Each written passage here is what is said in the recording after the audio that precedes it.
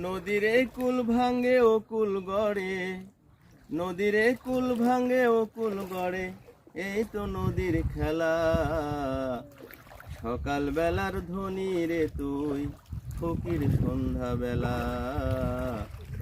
সকাল বেলার ধ্বনি রে তুই, ফকির সন্ধ্যা বেলা। আসসালামু আলাইকুম রহমতুল্লাহ। সম্মানিত ভিউয়ার্স, আপনারা দেখেন যে আসলে এই যে গোটা মাঠ কিন্তু এই পানির নিচে কিন্তু তলিয়ে আছে।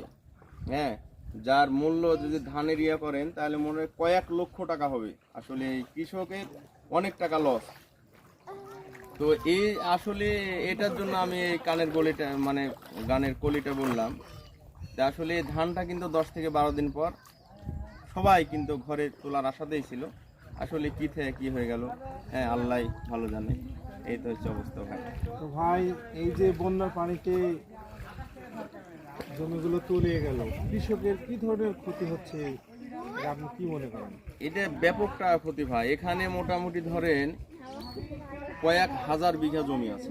আপনার যতদূর চোখ যায়, ক্যামেরা যায়, ততদূর কিন্তু পানি, পানি আর পানি। এখানে কয়েক লক্ষ বিঘা জমি আছে। তাহলে এক বিঘাতে যদি 20 মণ করে ধান হয়, 18 মণ করে ধান হয়, তাহলে কত সমন ধান হয় চিন্তা করেন। তাহলে লক্ষ লক্ষ টাকা কিন্তু কৃষকের এই ক্ষতি। ধন্যবাদ ভাই। তো আচ্ছা, ঠিক আছে ভাই, আল্লাহ হাফেজ। আসসালামু আলাইকুম।